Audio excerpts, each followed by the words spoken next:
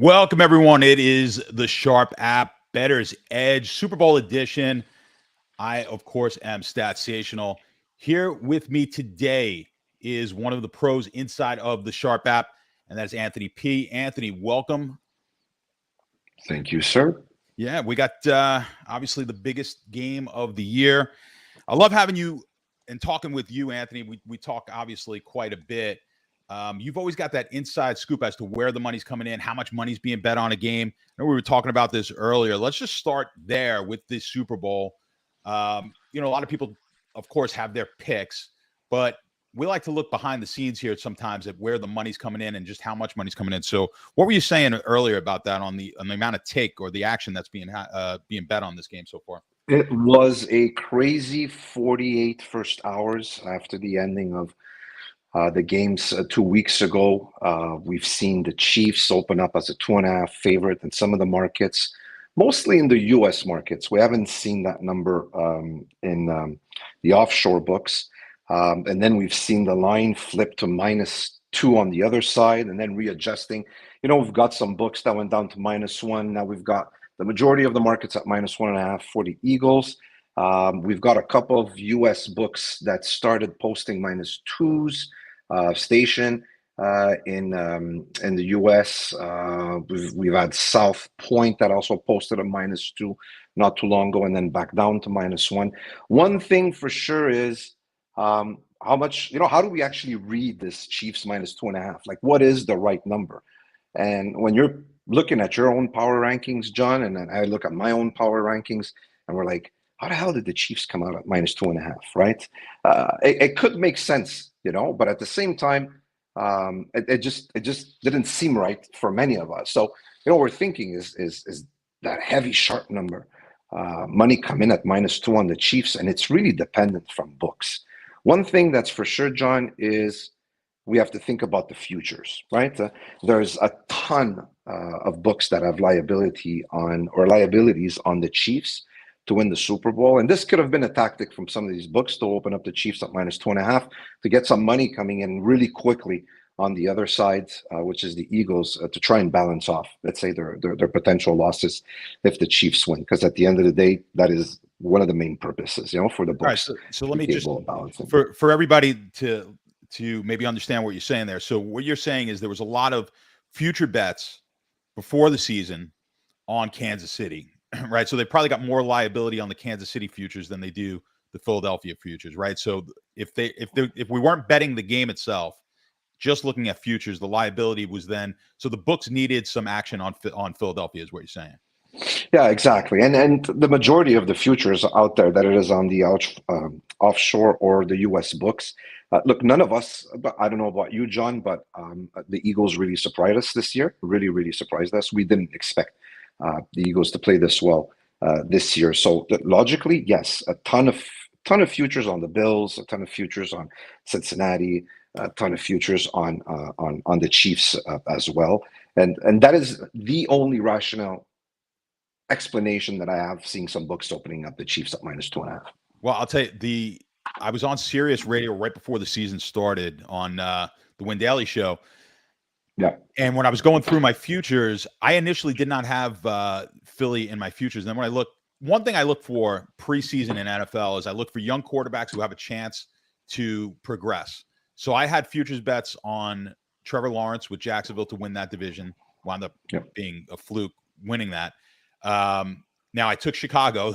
that obviously didn't work out that well. Same logic, though. I'm looking for a quarterback like that. But I also went back and I said, I did a whole statistical analysis on jumps for quarterbacks for fantasy-wise, and I wound up drafting a lot of Jalen Hurts. And because of that, I went back and I mentioned on the air that I'm going to take some futures on Philadelphia. So I did take Philly to win the NFC East, and I did take them to win the Super Bowl before the season. And I know a lot of the Win Daily guys are Philly guys, and Tony, who works with us, is a Philly guy. Anthony Gargano, they were appreciative. They like that. So we're only one win away here from that happening, and they're favorite in this game now. So yeah, I don't know what your numbers were, your power rankings. I've got this at Philly -1.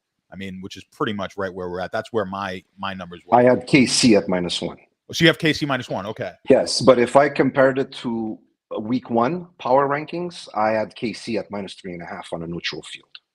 In week one. In week one, yeah. So you could that makes sense. you could see how it shifted, throughout, and that was one of the things. I spent a lot of last week looking at some numbers, potential scenarios that could happen. I quickly found myself in a state of when I used to go to bed, just dreaming about numbers and starting to feel overwhelmed. And a game that I'm going to most probably wager pretty hard, but that we'll talk about it, towards the end. But it's really hard to try and really put the finger on what we could expect from this Eagles team. Like, there's nothing we could take away from them, right? But when we look at their schedule, right? When we look at their schedule, and when we look at who they really faced, it's kind of tough. Again, nobody's going to take anything away. Now, Eagle fans are probably going to be trashing me like crazy, but it's really hard to look at this Eagles team and say, okay, the numbers are great, but who have they really played this season that have really challenged them to their core, right? We haven't really seen them face a really tough opponent, except what was it, week 14, 15, week 15 or week 16 when they played against the Cowboys, right? And the Cowboys gave, they what, almost over 400 yards, if not over 400 yards, and put up 40 points, on that defense. Hurts wasn't playing. Do you keep a strength of schedule on your rankings? I have a strength of schedule on mine. I've got Philly as had the weakest strength of schedule this year. Look, but we can't. And God forbid you'd want to talk to a Philly fan, and tell them this. It's going. You can't. Don't tell a Philly fan that they got lucky to get in here. No. You can't. I've got a friend of mine. He trashes my Bills every single week, and then I send them that one text, and that's it. It's all over. We're not friends anymore, and we're not talking. We're not. Well, we're not you say anymore, that. right? So I had Philly as the weakest strength of schedule, but Kansas City wasn't that far behind, and Kansas City struggled. I always go back to I know it's always one game. You go back to the Houston game. That's a team that could have lost that game. Maybe I wouldn't say should have, but easily could lose that game to Houston in Houston.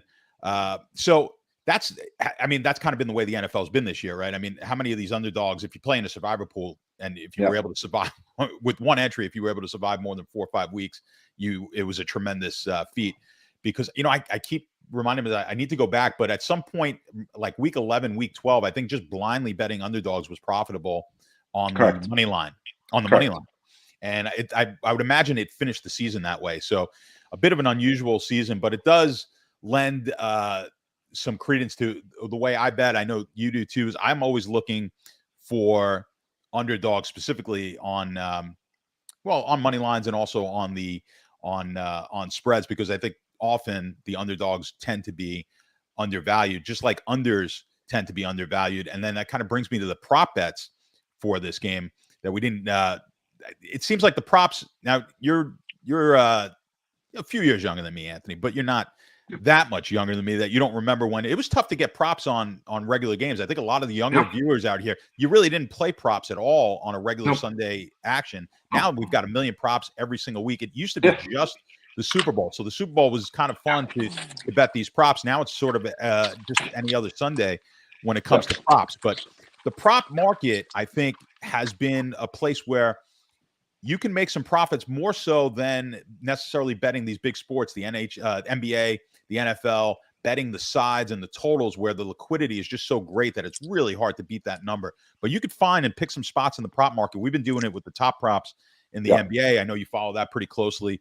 We're up over 50 units on the NBA this season, up 160 plus units since we started the props back in March. And we I post them just about every day, as long as there's a prop that should be bet, in my opinion.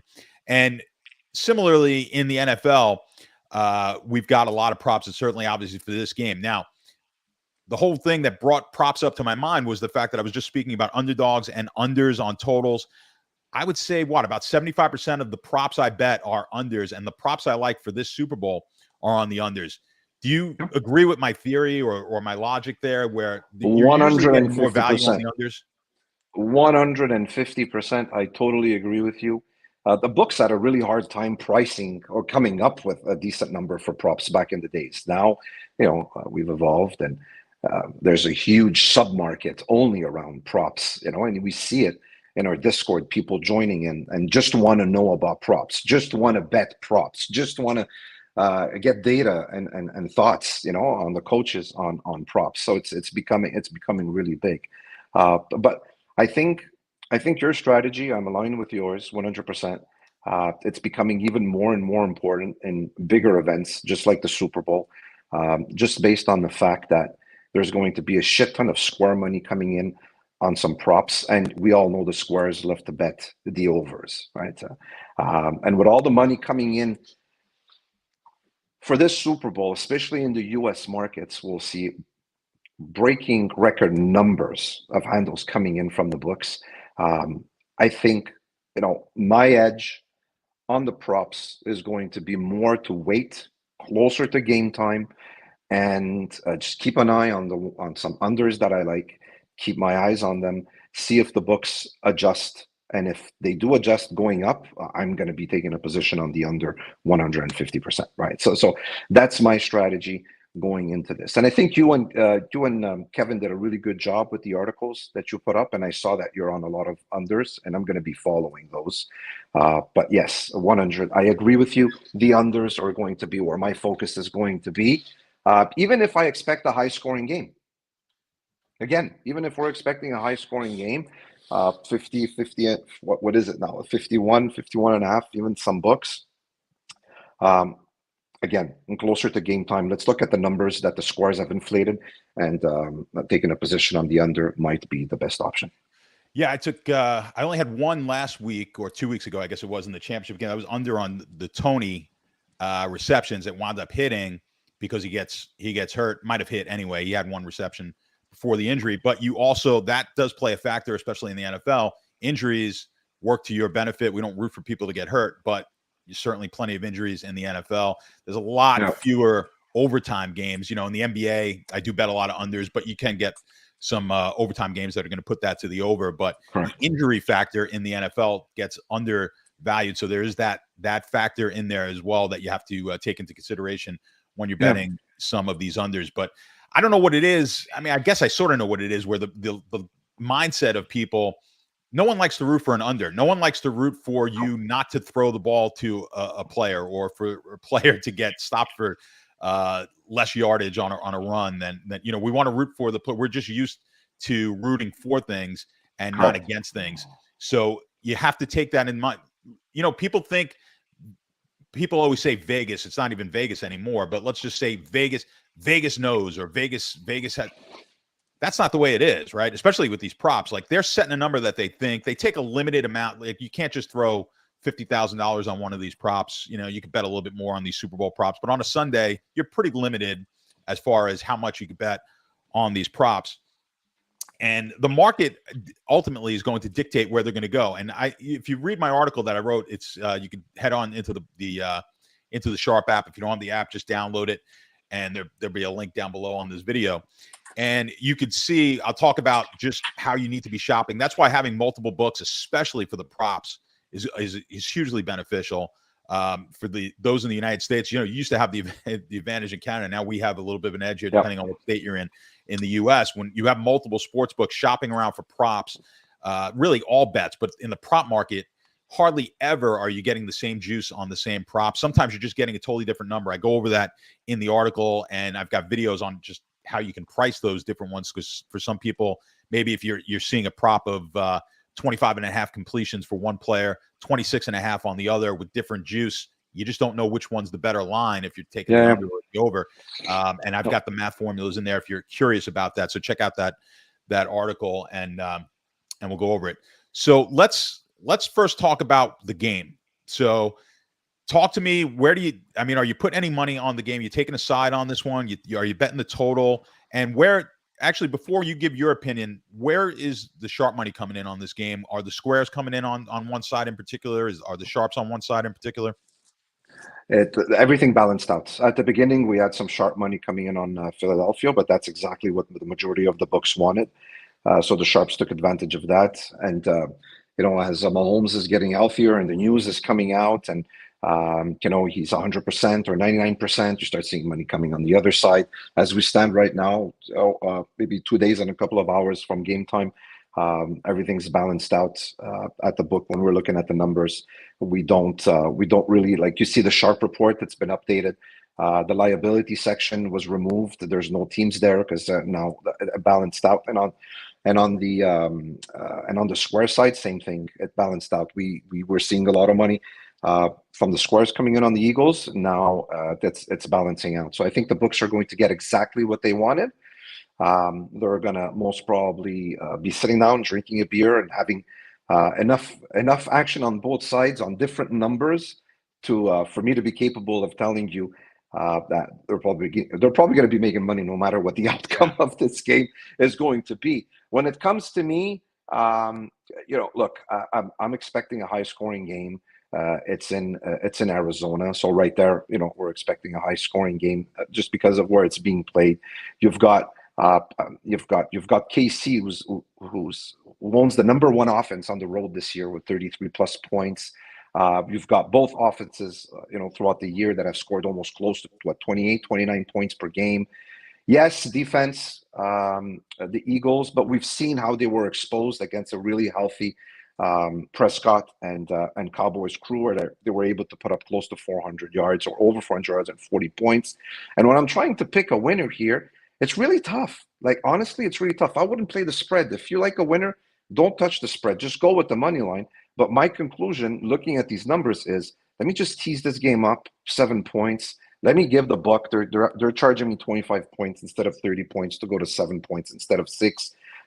So I got KC at plus 8.5, and I got them over 43 and a half. And I'm going to be really happy with that number. And I feel a lot more comfortable than picking a side in this game, John, to be honest with you.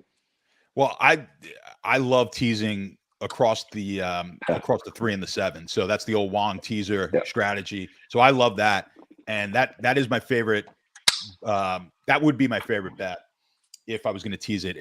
As far as the sides go, you have to pick would not one, be right? a game if normally would not be betting this game. But listen, we are paid to make picks on the big game. Normally, like I said, I would just pass, but I'm going to lean here towards Philly. I have an article on it where I break down a bunch of key statistics.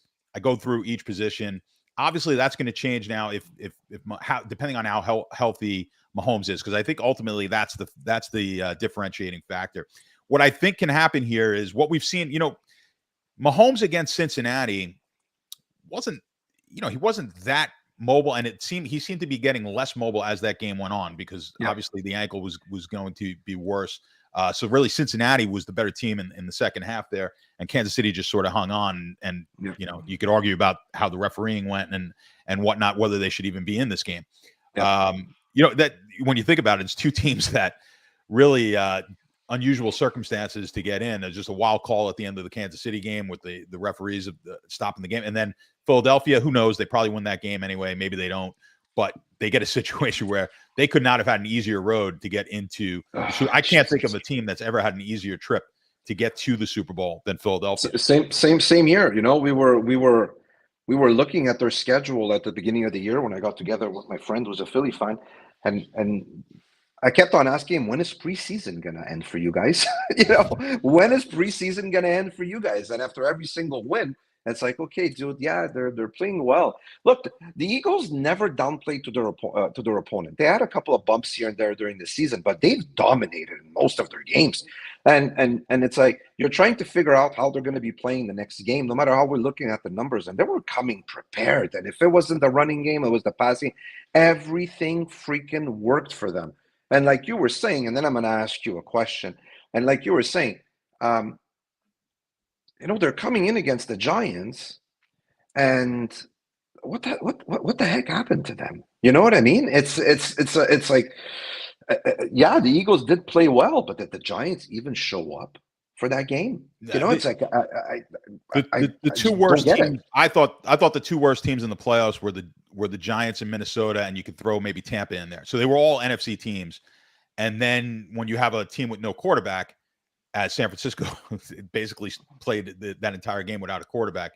Well, that's it. And Philly gets that easy road in. But what I think the difficulty for Kansas City in this game is going to be the pass rush from Philly. They did not face, Cincinnati was not really able to do that. Now, Cincinnati doesn't blitz at all. I think they're one of the fewest blitz. If they're not the fewest, they're right near the bottom in blitzing. They don't really bring pressure. And then the Jacksonville game in which he got hurt, Mahomes, they didn't get much pressure on him either. And I thought that was a big mistake from Jacksonville's standpoint, was not just, you got to send the house. He can't throw the ball deep because if you're bringing everybody, and he didn't have the ability to push off that back foot to throw the ball deep, send everybody and jump all these short routes, because you saw he threw it 17 times to Kelsey, just getting those short passes off. So I think in this game, I think the difference, if Philly's going to have that pass rush that they do have, and they're going to be able to get to Mahomes, he's not going to be able to scramble as easily as he would have fully healthy, no matter what. This is an injury that generally takes a lot more than 3 weeks. Plus, he played on it 2 weeks ago. So he may be better, but I still think he's going to have some issues getting away from that pass rush. But do you think that Coach Reed is not ready for that?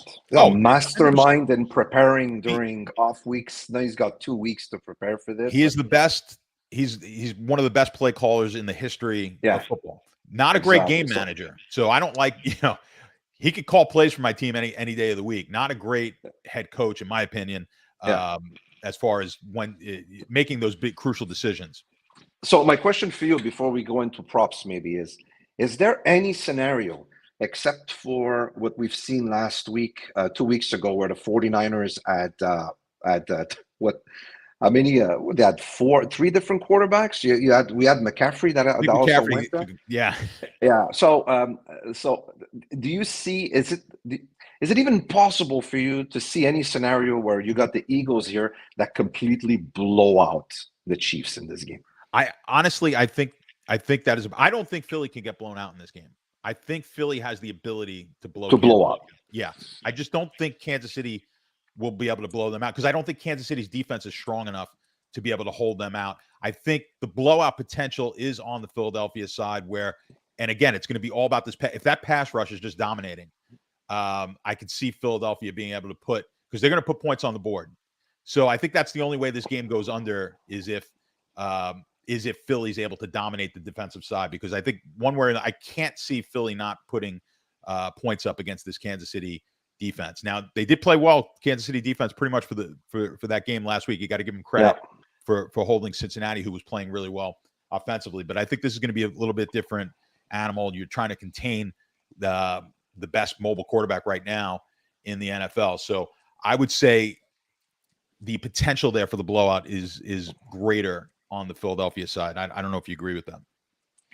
I do, and I just hope they don't blow them out. And if they do, that it stays under 8.5. So we could I'm contemplating. I like that one as well. I just need to find another game. I typically don't like teasing basketball games. So, and I don't tease totals. I don't know if you tease the total. I never tease the total you can't tease totals in football, by the way, guys. Don't ever tease totals. Just quickly, because you're talking about there's a bigger range of scoring on the totals. That's 6 points or 7 points, whatever you get, means a whole lot less to the total than it does the point spread. You want to tease across the 3 and the 7. Don't ever tease across the 0. Big mistake a lot of people make as well. Don't tease a -3 to +3. Waste of your money. So tease across threes like Anthony did here. He's taking a 1.5. He's going to tease it up to 8.5 with 7 points. You could even tease it 6 points up to 7.5. I'm absolutely fine with that, depending on the juice that you're playing. But talk to me about props. Do you have any props that you like on this one? I do. But like I said, the majority of my Sunday is going to be dedicated only to the Super Bowl. The wife knows, the kids know. The boys were getting together around 4:30, 5 o'clock, going to a local bar. We're going to be watching the game together, and I'll be bringing my iPad and my computer, my 2 phones, whatever, everything I could bring, just to be able to keep an eye on the props that are going to be moving the most, coming closer to the game. And again, I'm going to be wanting to bet the unders, but I did start betting some of them where I found some value. And moving closer to the game, we'll have a really better idea, because it's tough to know where the squares are on these props. Like if you're asking me, Anthony, where's the square money? for a specific game. You know, I've got all the data. We got the sharp report. I could tell you at 100%, I'm sure that's where the money's coming, but it's really tough because most of these props are limited, and the book's getting a ton of action. And for them to send me the report, it's like about 15 pages long with all the props we have, right? So my focus right now was, okay, let me look at some props that I should be locking in right now. And whoever's going to a restaurant, what I recommend you guys to do, very important, whoever's a waiter or a waitress, a barman or a barmaid, involve them in some of the props. That's maybe the best advice I could give you, because if it's going to be a busy place, you're going to want to tell them, hey, you know what? Here's an incentive for you. If this happens, I'm giving you half of my winnings. If this happens, I'm going to give you half of the winnings, right? And it all starts with the coin flip, right? So if you're looking to get maybe some extra service from these people, give them some skin in the game also for them, or share your skin in the game with them, so that they'll come and see you more often than other tables that are probably going to ask just as much attention that you require. So little trick for you guys right there. One of the favorite props that I have was I got Kelsey at 2+ touchdowns at 475 when the market was at +25, plus 425 and +395. So I really found a lot of value behind there.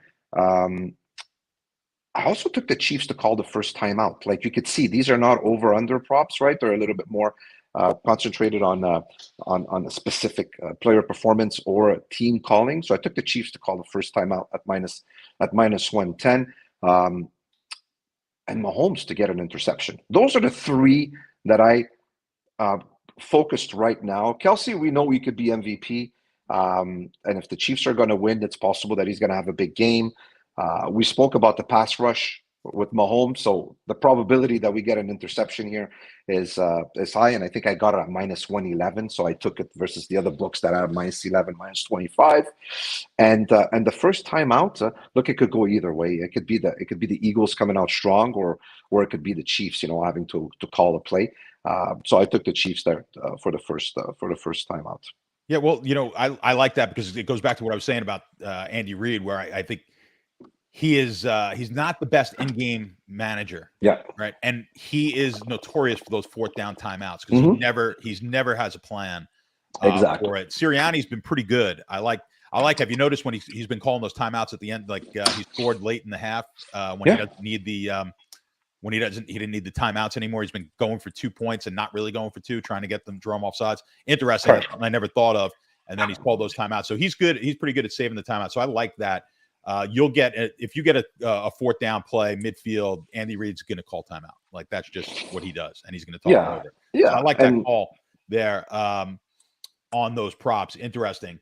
Yeah, you could dig really deep on the props. I kind of I stick in my lane, like, and I stick towards the props where I'm all numbers and data driven on my betting. Now, a few of these props that I took, I would not necessarily have taken. The one that I did like was the Mahomes under 4.5. Now that seems actually like this is under 4.5 rushing attempts. That actually seems like a sucker side, because I feel like I hate it when you deal with this as well, Anthony. When we're in our Discord, and for those of you watching this, come join the Discord. It's always a lot of fun. But you'll get comments where people will give you information as if it was information that they have, and they're the only ones who have it. Like, well, why do you like that bet? Don't you know Pat Mahomes is hurt? Like one of those things. I go, okay, you're not giving me information that no one knows.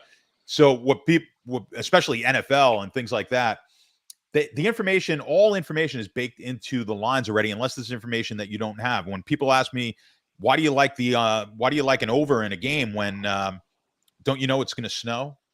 And I said, yeah, I know it's going to snow. You know it's going to snow, and the entire market knows it's going to snow. Now there's a number based on snow, and in theory that we're 50-50 on that number. Now I have to make a bet on that number with that information, as opposed to what I think everyone does is it's snowing. I don't care what number's posted. I'm taking the under, or this guy's hurt no matter. So with that in mind, I feel like I might be on the sucker side of this game, but I'm taking of this prop on the Mahomes under 4.5 rushing attempts. But And if he is getting pressured a lot and he is able to escape it, that he might hit the over. But I think 5 rushing attempts is going to be a lot from home. I don't want to do a lot of running. I've got something similar for him, but but it's the his longest rush. That's something that I'm looking at. I'm trying to find 12 and a half. It's I want to go under 12 and a half. Right now we've got 10 and a half and 11 and a half as his longest rush available. I'm looking for 12, 12 and a half or better. So that's one of them that I've circled that I want to look at, because I totally agree with your prop right there. So I've got something similar there, but it's mostly under the longest rush for him, which I'm looking for 12 and a half right here. So if you find it, let me know, because I will let you know on that one. I'm trying to see what I have on his numbers, what I had his rushing total at. I don't have it off the top of my head. Yeah, I'm right around there as well. So yeah, I can see that. So everybody be on the lookout. Head over to Discord if anyone anyone sees 12 and a half, and let Anthony know where you're seeing that number. And then on the other part, I only had 4 in there. That would have been the one that I was taking no matter what. The other ones were really close to a bet, but because it's the Super Bowl, I want to give everyone a few bets. Yeah. And again, I tend to dive into players that not anyone's looking at, right? So I've got Watson under 1.5 receptions, not a player that people are typically going to be betting the Kelce's and maybe AJ Browns and those type of bets. And certainly the quarterback props get bet like crazy. I'm taking Watson here under 1.5 receptions. I've also got Pacheco under 1.5 receptions. Now, I loved Pacheco last week. I was on Sirius, or 2 weeks ago. I was on Sirius. I thought he was a great play. When you looked at it, a lot of people were thinking there was going to be a lot of dump offs to McKinnon. And I thought because of the injury, you wouldn't actually see Mahomes drop back as much. I thought we'd get a lot more Pacheco in the running game. Now, I'm not so sure that that's going to be the case here, because, again, I'm going with the theory that we're going to see a lot more pressure on Mahomes than we did previously last week. That's a team that does not, again, Cincinnati does not bring anybody. They don't bring extra men to the quarterback. So I think Andy Reid, that's why I like Pacheco. I thought Andy Reid would hammer them with the run game and not necessarily the pass. I think this is a situation where screens are going to be crucial, but I don't think we see the screens to Pacheco. I think we get more McKinnon on the screen game in this game. So I'm going to take the under 1.5 Pacheco receptions. And then on the other side of the ball, or the other side of the field, on the offensive side, I'm going with the under on Sanders receptions as well, 1.5. Now there's big juice on that one, but I'm going to take that play as well. Sanders not really a big pass catcher. They've got 2 other backs there that can do that. Gainwell will come in, catch some passes, but I don't think that's going to be the focus here for the Eagles in this game. I think you'll see a lot of running the ball with the quarterback, and I think you're going to see some downfield. You can get to this Kansas City defense by attacking them down the field. I think that's where we're going to see the offense for the Eagles, and I think they're going to be successful at it. But again, for our teaser bets, we're going to hope that both teams are able to put some points up on the board. Definitely. And before we end this, just maybe close with some of the very square pops that we've been hearing out in the market there. Sometimes you just need to Google the shit out of this and just read and read and read to get a good feel of where the squares are. One of the popular square plays in terms of props, we've got Hurts passing yards. Most of the squares are betting the under, just because what he did in the last 2 games, right? So there's a lot of action coming in on the under. Just because I believe, what was it, 225.5? I'm looking it up now. I think it was, or in that ballpark. Yeah, I got it open here somewhere. Passing yards.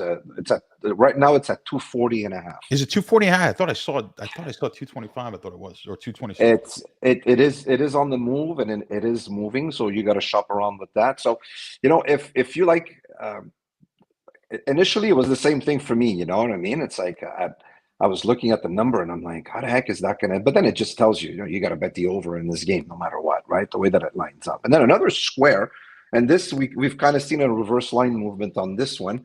AJ Brown over 74.5. We've had some books also that posted 75.5. There was even one book that posted 76.5. And with all those talks about AJ Brown going over, the line now dropped at 72.5. at some markets, right? So you got the squares that are hyping this up, and then you see the number go down at the book. Now, I don't know about the US books because I don't have, unfortunately, access to those. But on the Yeah. offshore market, we could bet this as many times as we want. So even if the prop is maxed at $50, you could just go back in and bet it again and again and again and again and again until they block it, until they either block you or they just they put it off the board really quickly to see what the heck is going on. For the Super Bowl, they're going to be more lenient with you because they're just getting so much action on these. But exactly. For an NBA game on a Tuesday night, you may not get so lucky. Yeah, so those are the two that I just wanted to cover because they're very popular, and to your point, think out of the box, and look what's out there. And even if you got to pay a little bit more juice, but it makes a lot of sense, like like what you just spoke about, that's always a good bet. Absolutely. All right. Well, listen, we got to wrap it up. We're already a little over our time. So, you said you're going out to the bar, Anthony, to watch this one? You're going to go out with the boys? Yes. All right. Go out with the boys and take Monday off. Monday should always be it should be a U.S. holiday for sure. Yeah, it should be a U.S. holiday after. It should be. They need to find a way to get President's Day combined here with. But we all know where they're going to find us, John. They're going to find us in our Discord. They're going to find. We're always there. Our content up on time, and yeah, like soldiers. Were you watching the game? Are you staying home or you're out? I'm going. Unfortunately, I'm going to be surrounded by a bunch of Eagle fans down here. So I got invited to a party. Yeah, which is Eagle fans are tough, but yes, I will be with some Eagle fan friends, and I'm going to have to unfortunately root for the Eagles. But you know what? I'm going to root for a middle.